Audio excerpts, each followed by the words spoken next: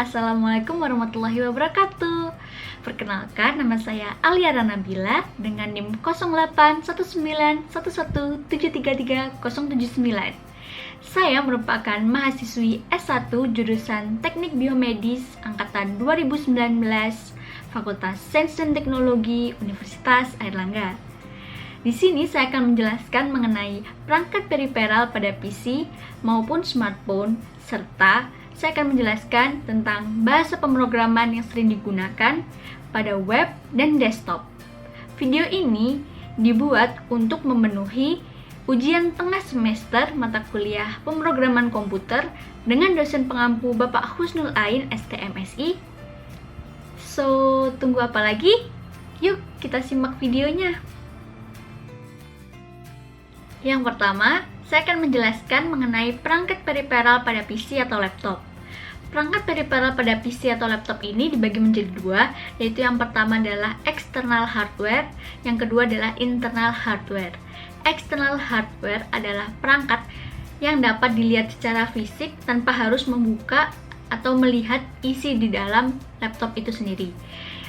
Saat ini saya menggunakan laptop jenis Lenovo tipe IdeaPad Slim 5, di mana external hardware pada laptop ini yang pertama yaitu terdapat layar yang berfungsi untuk menampilkan apa saja yang kita buka pada laptop.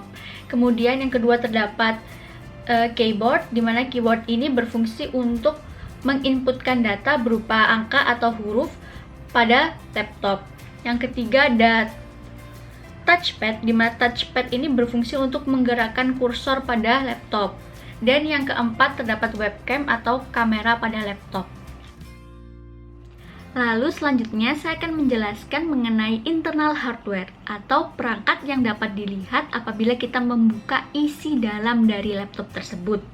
Yang pertama terdapat motherboard.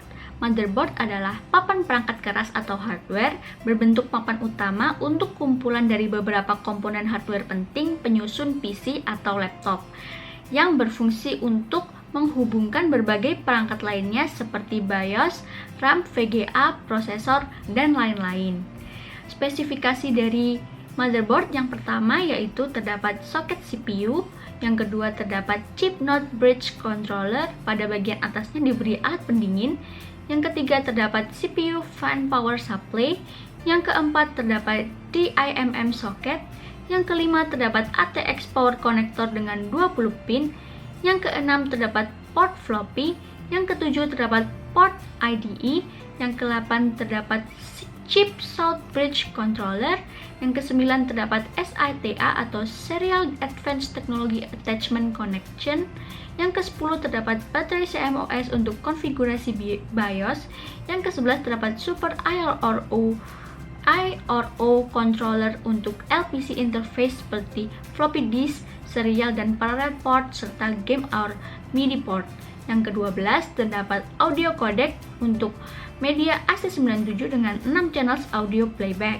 Yang ke-13 terdapat PCI slot dengan 32 bit mendukung kartu jenis PCI seperti SCSI dan LAN card dengan 133 Mbps. Yang ke-14 terdapat flash ROM dengan 3 MB firmware berisi program BIOS. Yang ke-15 terdapat AGP atau Accelerated Graphic Port dengan kecepatan 4 kali atau 8 kali. Kemudian selanjutnya terdapat ATX 12 volt untuk konektor CPU dari power supply unit. Nah, pada motherboard ini terdapat dua jenis. Yang pertama yaitu motherboard on-board dan yang kedua yaitu motherboard non-board. Untuk motherboard on-board adalah papan induk yang telah tersedia periferalnya seperti LAN card, sound card, VGA onboard, dan lain-lain. Sedangkan motherboard non-board adalah papan yang tidak tersedia periferal padanya secara langsung, jadi kita harus membeli dahulu periferalnya dan kita pasang sendiri sesuai dengan keinginan kita. Berikut ini adalah kelebihan dan kekurangan dari motherboard onboard dan motherboard non-board. Di sini.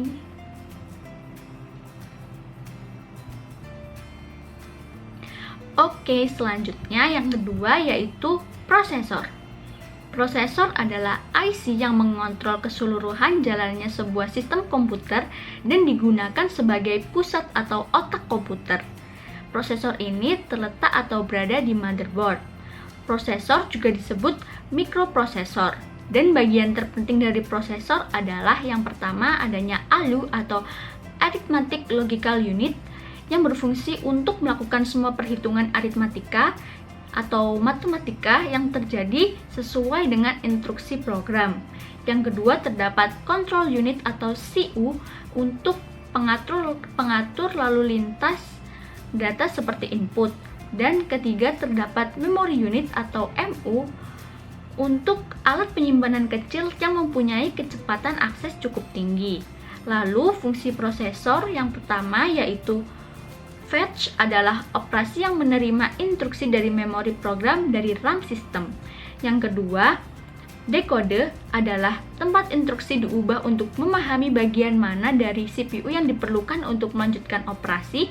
Ini dilakukan oleh decoder instruksi. Yang ketiga, execute adalah tempat operasi dilakukan. Yang keempat, terdapat store. Setelah prosesor menjalankan instruksi dari suatu program, maka harus diberikan umpan balik berupa data keluaran. Data keluaran ini kemudian ditulis ke memori komputer untuk referensi di kemudian hari. Lalu secara umum, fungsi dari prosesor adalah memproses data yang diterima dari input dan dikeluarkan melalui output. Contoh prosesor yang pertama adalah Intel.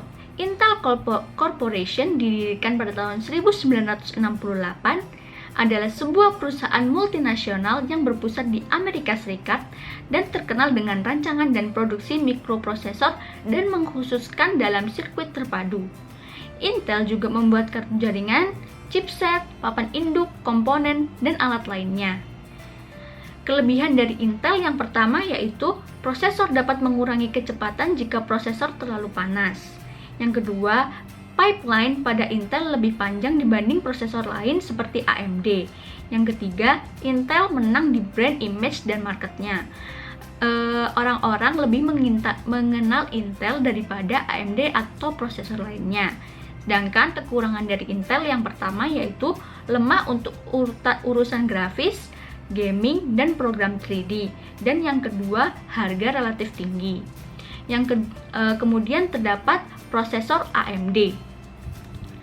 AMD didirikan pada tanggal 1 Mei 1969. Perusahaan ini dimulai sebagai produsen chip logika, kemudian memasuki bisnis chip RAM pada tahun 1975.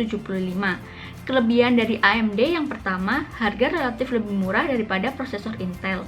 Yang kedua, memungkinkan prosesor untuk melakukan pengaksesan memori langsung tanpa melewati chipset not bridge terlebih dahulu.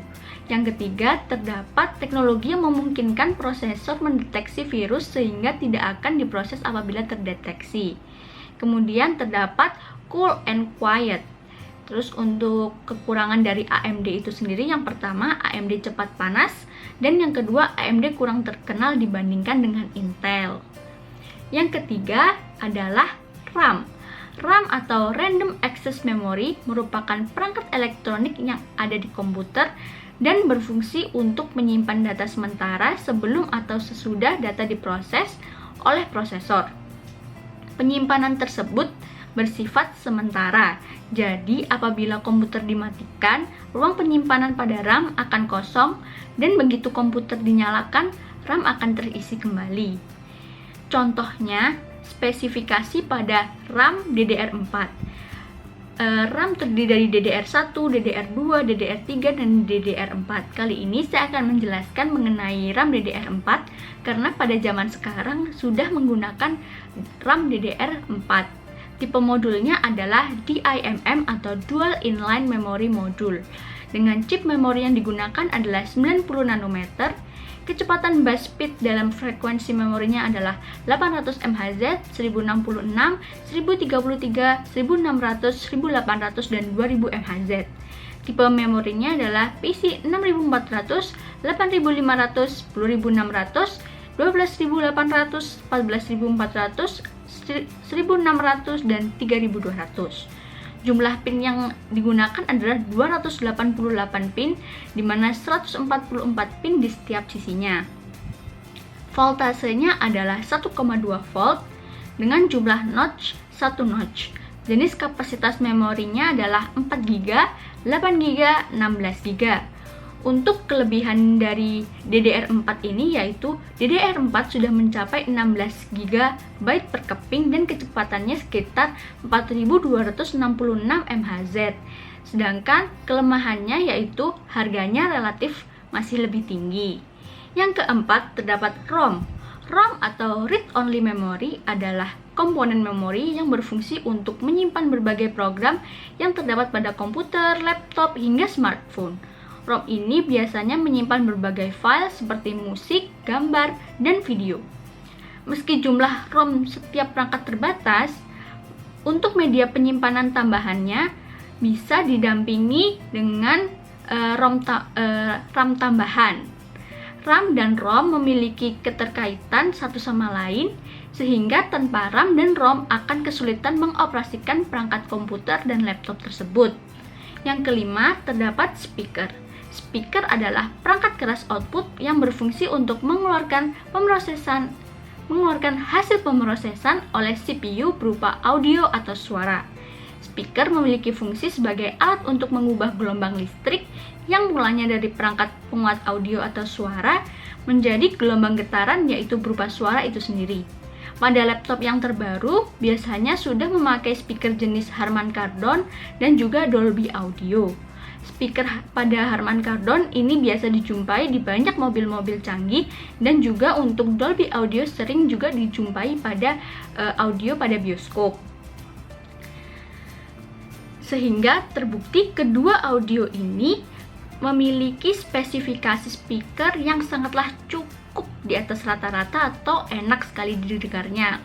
Suara yang keluarnya itu enak didengarnya. Namun kelemahannya yaitu harga dari laptop yang menggunakan speaker ini sangatlah lebih pricey atau mahal. Seperti yang kita tahu bahwa saya menggunakan laptop jenis Lenovo Slim 5, di mana itu sudah memakai speaker jenis Dolby Audio. Kemudian yang keenam, terdapat grafis atau VGA.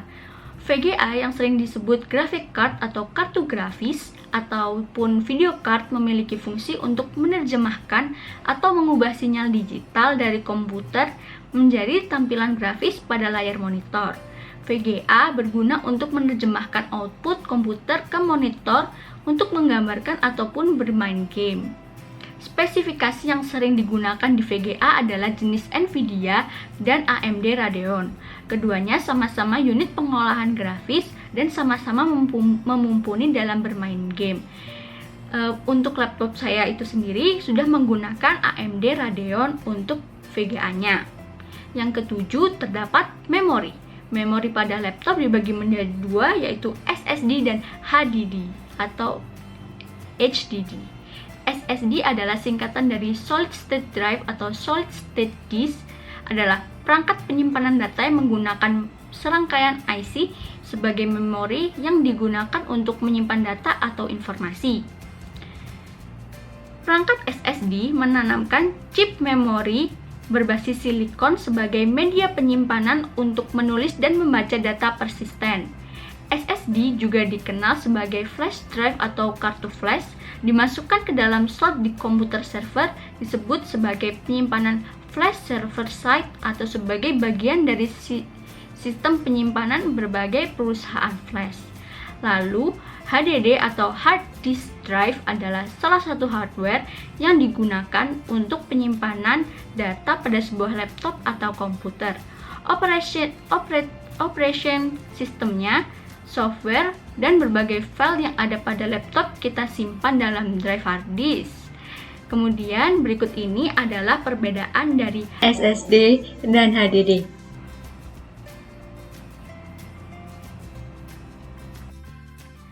Kemudian saya akan menjelaskan mengenai bahasa pemrograman yang sering digunakan pada web. Sebelumnya, kalian tahu nggak sih pemrograman berbasis web itu apa sih? Pemrograman berbasis web adalah proses pembuatan program komputer yang berdasarkan pada halaman situs yang menampilkan berbagai informasi berbentuk teks, audio, gambar, video, dan animasi melalui protokol transfer hypertext. Berikut ini adalah 3 bahasa pemrograman yang sering digunakan pada web. Yang pertama yaitu HTML. Bahasa pemrograman HTML atau Hypertext Markup Language merupakan bahasa standar yang digunakan untuk membuat suatu dokumen atau halaman web. Terdiri dari kode-kode singkat tertentu yang akan ditampilkan oleh web browser. Nah, kelebihan dan kekurangan dari HTML itu apa sih?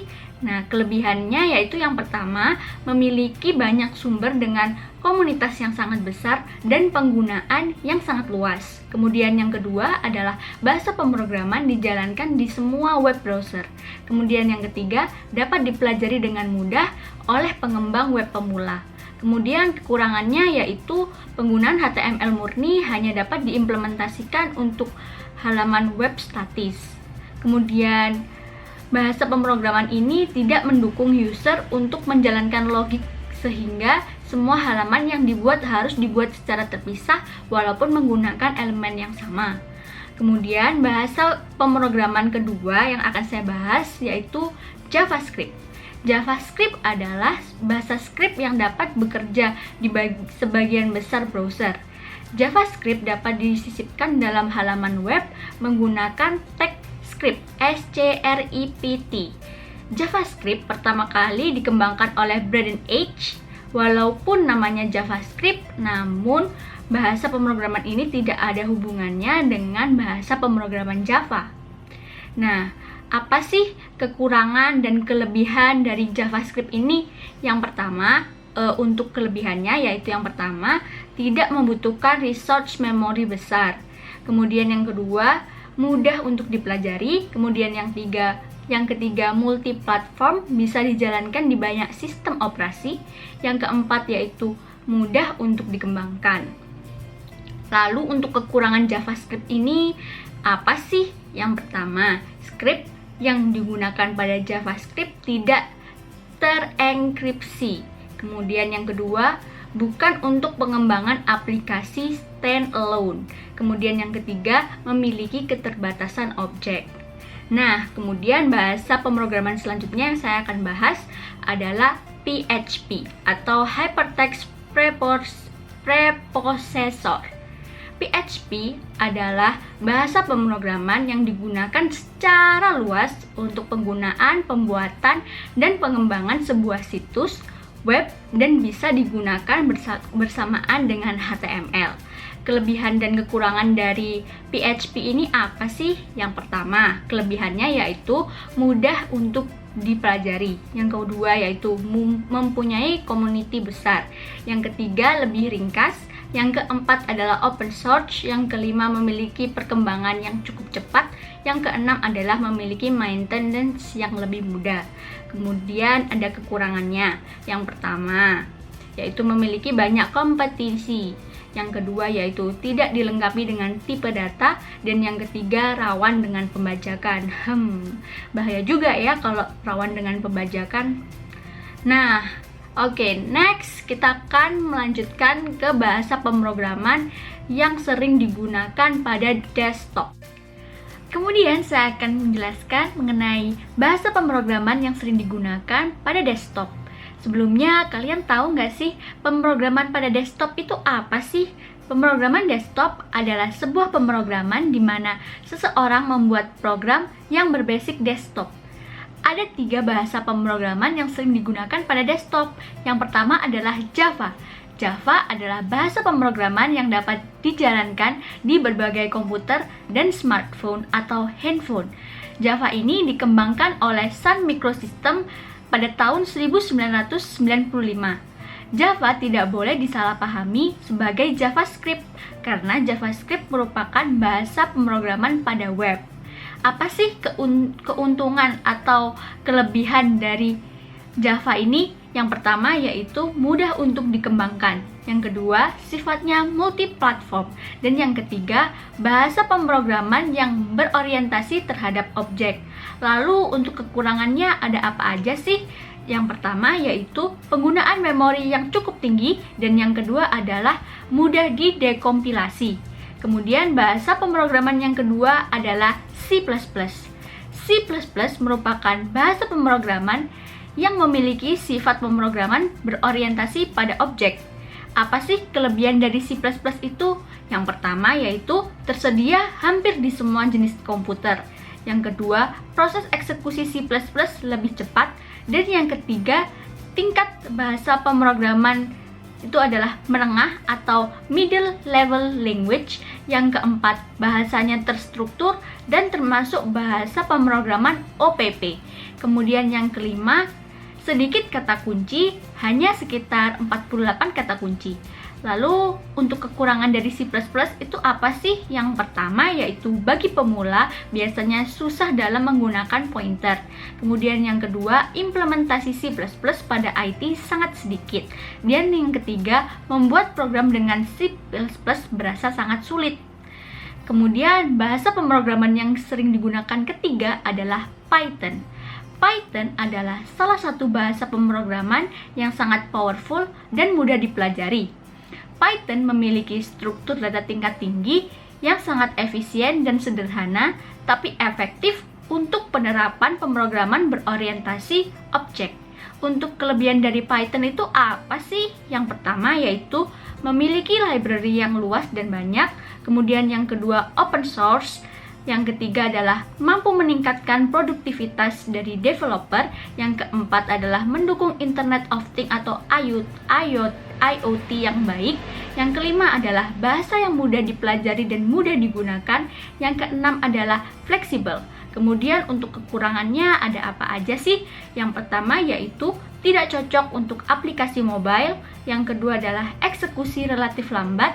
Yang ketiga adalah kesulitan jika beralih ke bahasa pemrograman lain. Yang keempat adalah kesalahan saat runtime. Dan yang kelima adalah efisiensi dan fleksibilitas trade-off by. Nah, sekarang saya akan memberikan contoh pengaplikasian bahasa pemrograman dari web dan desktop. Yang pertama dari web terlebih dahulu yaitu Wikipedia. Siapa sih yang nggak tahu Wikipedia? Wikipedia merupakan ensiklopedia secara online yang ada di internet. Bahasa pemrograman yang digunakan pada ensiklopedia adalah PHP. Lalu yang kedua adalah Twitter. Siapa juga yang nggak kenal Twitter? Twitter adalah sosial media yang sedang digemari oleh para remaja. Nah, bahasa pemrograman yang digunakan dari Twitter adalah JavaScript. Kemudian yang kedua, untuk contoh pengaplikasian pada desktop, yang pertama yaitu Adobe Photoshop. Adobe Photoshop merupakan tempat untuk editing foto yang ada di komputer atau PC ataupun laptop, di mana Adobe Photoshop ini menggunakan bahasa pemrograman yaitu C++. Lalu yang kedua yaitu adanya Steam. Steam adalah untuk jual atau beli game online secara online, dan itu juga berbayar gamenya. Nah, itu menggunakan bahasa pemrograman C++ juga. Nah, itu tadi penjelasan mengenai perangkat periferal pada PC dan smartphone, serta bahasa pemrograman yang sering digunakan pada web dan desktop.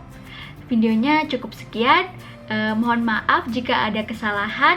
Wassalamualaikum warahmatullahi wabarakatuh. Dadah, sampai jumpa di video selanjutnya ya.